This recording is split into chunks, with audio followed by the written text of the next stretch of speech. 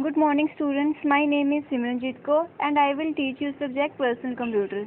Because of this coronavirus situation, you are not able to come in college, but don't worry about it because our college provide you online classes facility to continue your studies. So let's start. Personal computer ਵਿੱਚ ਸਾਡੇ ਕੋਲ ਸਭ ਤੋਂ ਪਹਿਲਾ chapter ਆਉਂਦਾ ਹੈ introduction to M S Word. ਠੀਕ ਹੈ, ਅਸੀਂ ਪੜ੍ਹਨਾ ਹੈ ਕਿ ਐਮ ਐਸ ਵਰਡ ਸਾਡਾ ਕੀ ਹੁੰਦਾ ਹੈ, ਇਹਦੇ ਵਿੱਚ ਅਸੀਂ ਕਿਵੇਂ ਕੋਈ ਡਾਕੂਮੈਂਟ ਨੂੰ ਕ੍ਰੀਏਟ ਕਰ ਸਕਦੇ ਹਾਂ, ਉਸ ਤੋਂ ਬਾਅਦ ਅਸੀਂ ਕਿੱਦਾਂ ਉਹਨੂੰ ਐਡਿਟ ਕਰਕੇ ਉਹਨੂੰ ਸੇਵ ਕਰ ਸਕਦੇ ਹਾਂ। ਠੀਕ ਹੈ, ਸਟਾਰਟ ਕਰਦੇ ਪਏ ਹਾਂ। Word is a word processor package.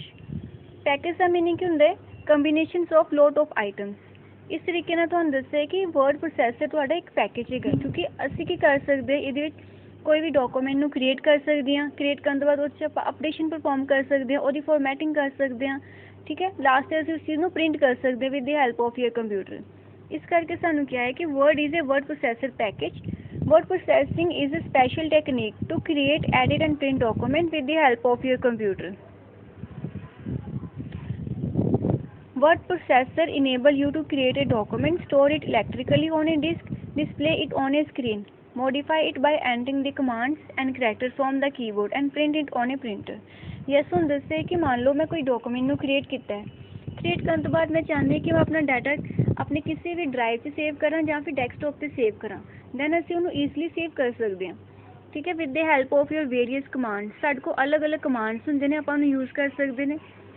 ਠੀਕ ਹੈ, ਜਿਵੇਂ ਤੁਸੀਂ ਸੇਵ ਕਰਨਾ ਚਾਹੁੰਦੇ ਹੋ ਦੈਨ ਤੁਸੀਂ ਸੇਵ ਕਮਾਂਡ ਯੂਜ਼ ਕਰੋਗੇ, ਅਦਰਵਾਈਜ਼ ਤੁਸੀਂ ਕੀਬੋਰਡ ਤੋਂ ਸ਼ਾਰਟਕਟ ਕੀ ਵੇ ਦੀ ਯੂਜ਼ ਕਰ ਸਕਦੇ ਹੋ, Ctrl+S।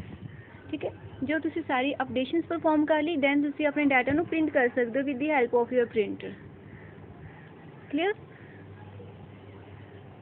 ਹੁਣ ਸਾਡੇ ਕੋਲ ਆਉਂਦੀ ਹੈ ਡੈਫੀਨੇਸ਼ਨਸ ਕਿ ਐਗਜ਼ੈਕਟਲੀ ਤੁਹਾਡਾ ਐਮ ਐਸ ਵਰਡ ਹੁੰਦਾ ਕੀ ਹੈ।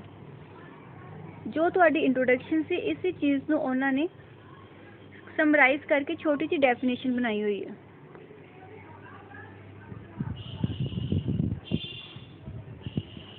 Yes, word processing is a processing of textual information using typing, editing and formatting of information by using various way and printing it after processing according to a requirement। ठीक है, जो ਅਸੀਂ ਇਹਦੀ definitions ਪੜ੍ਹੀ ਸੀ ਉਹਨੂੰ ਇਸ ਚੀਜ਼ ਨੂੰ ਛੋਟਾ ਜਿਹਾ ਸਮਰਾਈਜ਼ ਕਰਕੇ ਲਿਖਿਆ ਹੈ ਕਿ ਵਰਡ ਪ੍ਰੋਸੈਸਰ ਐਗਜ਼ੈਕਟਲੀ ਹੁੰਦਾ ਕੀ ਹੈ। ਇਹਦੇ ਵਿੱਚ ਅਸੀਂ ਕਿਸੇ ਚੀਜ਼ ਨੂੰ ਟਾਈਪ ਵੀ ਕਰ ਸਕਦੇ ਹਾਂ, ਉਹਨੂੰ ਐਡਿਟ ਵੀ ਕਰ ਸਕਦੇ ਹਾਂ। ਠੀਕ ਹੈ, ਦੈਨ ਉਹਦੀ ਫੋਰਮੈਟਿੰਗ ਕਰ ਸਕਦੇ ਹਾਂ with the help of your various way. After that you can print your data with the help of your printer. Clear? ਇਹ ਸੀ ਸਾਡੀ simple definition of your M S Word ਹੁੰਦਾ ਕੀ ਹੈ। ਹੁਣ ਸਾਨੂੰ ਦੱਸਿਆ ਕਿ ਐਮ ਐਸ ਵਰਡ ਦੇ ਸਾਨੂੰ ਕਿਹੜੇ ਕਿਹੜੇ ਬੈਨੀਫਿਟਸ ਹੋ ਸਕਦੇ, ਇਹਦੀ ਮੇਨ ਐਡਵਾਂਟੇਜ ਕੀ ਹੈ। ਤੁਹਾਨੂੰ ਯਾਦ ਹੋਏਗਾ ਪੁਰਾਣੇ ਟਾਈਮ 'ਤੇ ਅਸੀਂ ਯੂਜ਼ ਕਰਦੇ ਸੀ ਤੁਹਾਡਾ ਟਾਈਪਰਾਈਟਰ। ਟਾਈਪਰਾਈਟਰ ਵਿੱਚ ਕੀ ਹੁੰਦਾ ਸੀ ਕਿ ਮੰਨ ਲਓ ਤੁਸੀਂ ਕੋਈ ਇੱਕ ਲੈਟਰ ਟਾਈਪ ਕੀਤੀ ਹੈ। ਠੀਕ ਹੈ, ਲੈਟਰ ਟਾਈਪ ਕਰਨ ਤੋਂ ਬਾਅਦ ਤੁਹਾਨੂੰ ਲੱਗਾ ਕਿ ਨਹੀਂ ਮੇਰੇ ਕੋਲ ਕੋਈ ਲਾਈਨ ਗਲਤ ਹੋ ਗਈ ਹੈ, ਮੈਂ ਉਹਨੂੰ ਅਪਡੇਟ ਕਰਨਾ ਚਾਹੁੰਦੀ ਹਾਂ, ਬਟ ਤੁਹਾਡੇ ਟਾਈਪਰਾਈਟਰ 'ਚ ਇਸ ਚੀਜ਼ ਦੀ ਫੈਸਿਲਿਟੀ ਨਹੀਂ ਸੀ ਹੁੰਦੀ। ਜੇ ਤੁਹਾਡੇ ਕੋਲ ਕੋਈ ਗਲਤੀ ਕੋਈ ਮਿਸਟੇਕ ਹੋ ਚੁੱਕੀ ਹੋਈ ਹੈ ਤੁਹਾਨੂੰ ਦੁਬਾਰਾ ਸਾਰੀ ਲੈਟਰ ਰੀਟਾਈਪ ਕਰਨੀ ਪੈਂਦੀ ਸੀ। ਇਹ ਤੁਹਾਡੀ ਡਰੋਬੈਕ ਸੀ ਤੁਹਾਡੇ ਟਾਈਪਰਾਈਟਰ ਦੀ। ਉਸ ਡਰੋਬੈਕ ਨੂੰ ਰਿਮੂਵ ਕੀਤਾ ਹੈ ਤੁਹਾਡੇ ਐਮ ਐਸ ਵਰਡ ਨੇ। ਐਮ ਐਸ ਵਰਡ ਵਿੱਚ ਮੰਨ ਲਓ ਕਿ ਮੈਂ ਇੱਕ ਲੈਟਰ ਟਾਈਪ ਕੀਤੀ ਹੈ, ਹੁਣ ਮੈਂ ਚਾਹੁੰਦੀ ਹਾਂ ਉਹ 'ਚ ਅਪਡੇਸ਼ਨ ਕਰਨਾ, then you can simply update your document without retype your entire documents. ਠੀਕ ਹੈ, ਤੁਹਾਨੂੰ ਸਾਰਾ ਡਾਟਾ ਦੁਬਾਰਾ ਟਾਈਪ ਕਰਨ ਦੀ ਜ਼ਰੂਰਤ ਨਹੀਂ ਪੜੇਗੀ। ਜਿਹੜੀ ਚੀਜ਼ ਨੂੰ ਤੁਸੀਂ ਅਪਡੇਟ ਕਰਨਾ ਚਾਹੁੰਦੇ ਹੋ ਸਿੰਪਲੀ ਆਪਣਾ ਕਰਸਰ ਲੈ ਕੇ ਜਾਓਗੇ ਅਤੇ ਉਸ ਚੀਜ਼ ਨੂੰ ਤੁਸੀਂ ਅਪਡੇਟ ਕਰ ਸਕਦੇ ਹੋ। ਕਲੀਅਰ? ਹੁਣ ਸਾਨੂੰ ਦੱਸਿਆ ਕਿ the major advantage of word processing over using typewriter is that you can make changes without retype the entire document. ਠੀਕ ਹੈ, ਇਹ 'ਚ ਦੱਸਿਆ ਕਿ ਤੁਸੀਂ ਟਾਈਪਰਾਈਟਰ ਵਿੱਚ ਕੀ ਹੁੰਦਾ ਸੀ ਕਿ without retype the entire document. Word typewriter ਵਿੱਚ ਹੁੰਦਾ ਸੀ ਕਿ ਜਿਵੇਂ ਕੋਈ ਗਲਤੀ ਹੋ ਗਈ ਮੈਨੂੰ ਦੁਬਾਰਾ ਸਾਰਾ ਟਾਈਪ ਕਰਨਾ ਪਏਗਾ, ਉਸ ਚੀਜ਼ ਨੂੰ ਓਵਰਕਮ ਕੀਤਾ ਤੁਹਾਡੇ ਐਮ ਐਸ ਵਰਡ ਨੇ। If you make a typing mistake you simply back up the cursor and correct your mistake. ਇਹ 'ਚ ਦੱਸਿਆ ਹੈ ਕਿ ਤੁਹਾਡੇ ਕੋਲ ਮੰਨ ਲਓ ਕੋਈ ਟਾਈਪਿੰਗ ਦੀ ਮਿਸਟੇਕ ਹੋ ਚੁੱਕੀ ਹੈ, ਦੈਨ ਤੁਸੀਂ ਕੀ ਕਰੋਗੇ ਆਪਣਾ ਕਰਸਰ ਉਸ ਲੋਕੇਸ਼ਨ 'ਤੇ ਜਾ ਕੇ ਜਾਓਗੇ ਜਿੱਥੇ ਤੁਹਾਡੇ ਕੋਲ ਮਿਸਟੇਕ ਹੋਈ ਹੈ, ਤੁਸੀਂ ਉਹਨੂੰ ਈਜ਼ੀਲੀ ਕਰੈਕਟ ਕਰ ਸਕਦੇ ਹੋ। ਦੈਨ ਆਉਂਦਾ ਹੈ if you want to delete a paragraph you simply remove it without leaving a track. ਕਿ ਮੰਨ ਲਓ ਤੁਸੀਂ ਕੋਈ ਪੈਰਾਗ੍ਰਾਫ ਡਿਲੀਟ ਕਰਨਾ ਚਾਹੁੰਦੇ ਹੋ, ਆਪਣੀ ਕਰਸਰ ਦੀ ਲੋਕੇਸ਼ਨ ਉਸ ਪੈਰਾਗ੍ਰਾਫ 'ਤੇ ਲੈ ਕੇ ਜਾਓਗੇ, ਉਹਨੂੰ ਸਿਲੈਕਟ ਕਰੋਗੇ, ਦੈਨ ਤੁਸੀਂ ਉਹਨੂੰ ਰਿਮੂਵ ਕਰ ਸਕਦੇ ਹੋ।